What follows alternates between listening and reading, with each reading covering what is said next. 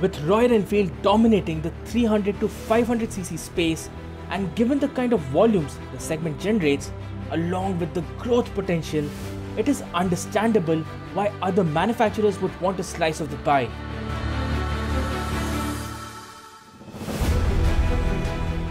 And this is where Honda Motorcycle and Scooter India is keen to have more and more options in the said segment. With the Highness and the CB300 RS Modern Classics already on sale and the CB300R Neo Retro Cafe Racer as well, Honda figured it wouldn't hurt to have a 300cc naked street fighter in its big wing portfolio. Meet the all-new Honda Hornet 3.0. Wait a second. I think I made a mistake. This is actually the Honda Hornet 3.0. What is happening?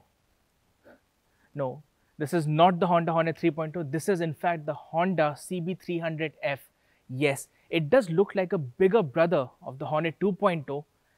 Yes, it has really sharp street fighter style, muscular design, lots of road presence, and plus bits like the bronze engine covers, gold colored upside down forks. All these things coming together make this motorcycle look really premium. But had the design been slightly different than the Honda Hornet 2.0, things would have been much better. But the rationale that Honda is giving us is the fact that the Hornet 2.0 and the CB300F share the same design language, which is why the similarity in the design.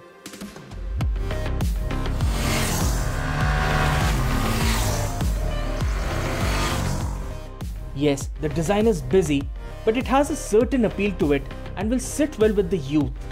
Adding to that is the fact that the ergonomics on the motorcycle are very comfy. A straight up riding position and the wide stepped seat adds to the comfort.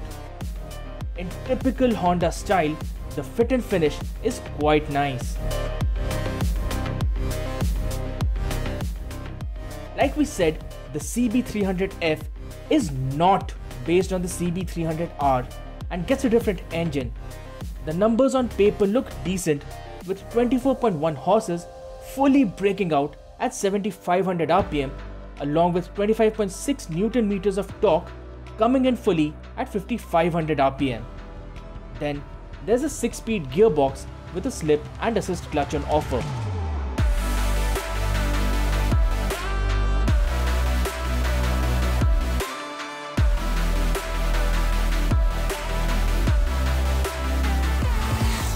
Performance on the CB300F is quite likable. Sure, it doesn't have the aggression and the punch of the CB300R if that's what your benchmark is, but apart from that, the motorcycle, the characteristics of the engine, especially the mid-range, is quite punchy and will be very helpful when you're riding in the city on traffic-laden roads.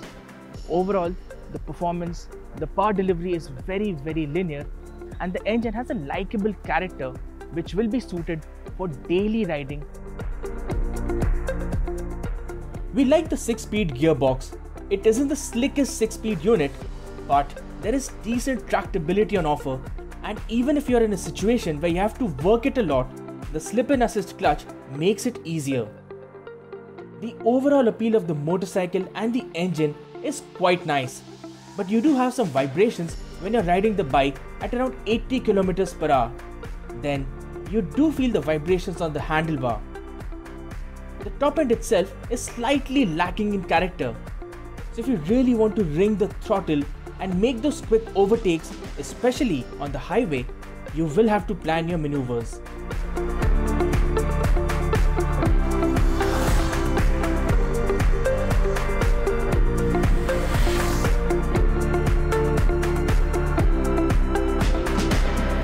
So you can see that the rain gods haven't been really kind to us today morning, but we got ample opportunity to ride the CB300F on wet roads, and we are pleasantly surprised by the grip that the tires have to offer first, and secondly the way the motorcycle handles, especially on wet surfaces. So there's a lot of traction going on, and Honda Selectable Torque Control HSTC system. It does fire in, it does maintain traction when you're almost on the verge of losing it. But the complaint that we have is the fact that the ABS is a little more intrusive than we would have liked it to be. So as far as handling is concerned, it is really nice. We told you earlier, it's quite sublime. Not as aggressive as on the CB300R, but it does the job and it does it really, really well. We also like the balanced tune of the suspension. It isn't overly stiff and manages to iron out undulations on the road. There is no drama even when you lean into a corner or brake hard. The 5-step adjustability of the rear suspension will further better the performance once you do make the effort to adjust it. Oh, and the brakes are decent too. Maybe could have had more bite, but it isn't a deal breaker. Honda has done well to offer features like full LED lighting, dual channel ABS, disc brakes at both ends, and a fully digital instrument console with adjustable brightness. While the negative display is cool to look at, looking at it in bright sunshine could be a problem. At 153 kg, the curb weight of the CB300F is manageable even for newer riders. Offered in two variants, DLX and DLX Pro, they are priced at 2,26,000 rupees and 2,29,000 rupees respectively.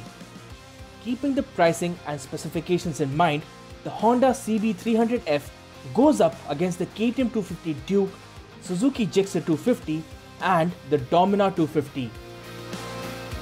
It is significantly more affordable than the Honda CB300R, filling the gap between Honda's modern classic range and the CB300R if there was ever a gap.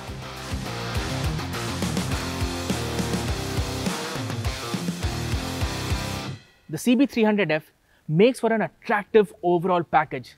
The pricing could have been about 15 to 20,000 rupees less, but even if you discount that, the performance is really nice and likable.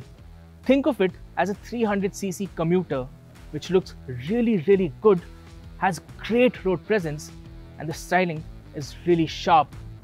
Yes, it does feel a lot similar in terms of styling to the Hornet 2.0, but that's not a bad thing coming to think of it. The overall performance, ride, handling, and all these elements put together make this a really nice purchase in the 2 to 2.5 lakh rupees segment.